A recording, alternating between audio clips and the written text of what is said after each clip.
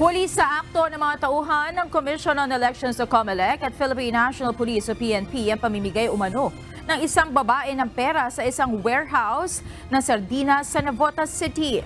Ayon sa inisyal na ulat ng COMELEC, 300 hanggang 500 pesos ang pinamimigay na nakalagay sa puting sobre.